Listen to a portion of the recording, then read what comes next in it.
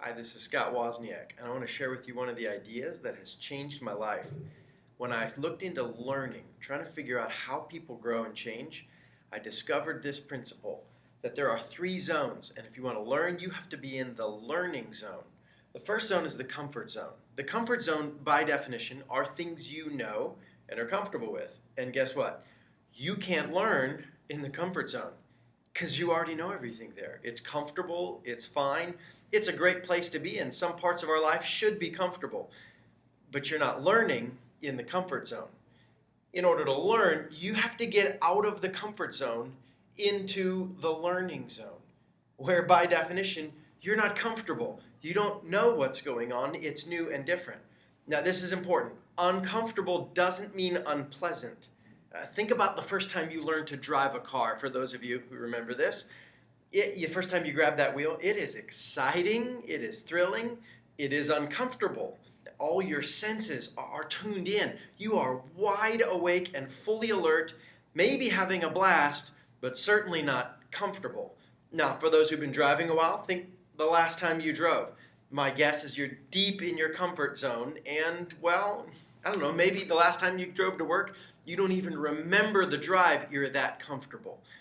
Your comfort zone has expanded and your driving has become comfortable. You're not learning as a driver anymore.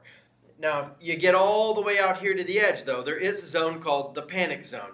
And I don't say that facetiously. Literally, there's a place at which you're so outside your comfort zone that you stress and you hit the panic line. You've heard of the fight or flight reflex.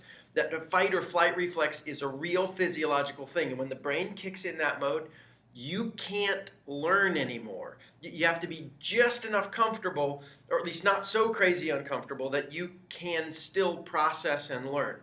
And this is why you would occasionally, the old teach a kid to swim by throwing him in the deep end, it kind of works as long as they don't panic. If they panic, it really doesn't work, and you went through all that stress and craziness for nothing. Last big idea on this. The faster you want to learn, the further outside the comfort zone you get. And so close to the comfort zone, just a little uncomfortable, you'll learn just a little.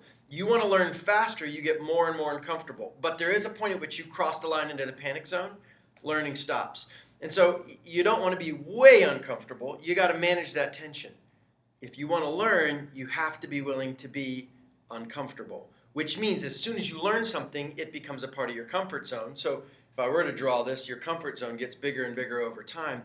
You have to keep making the choice to step out of the comfort zone and keep learning.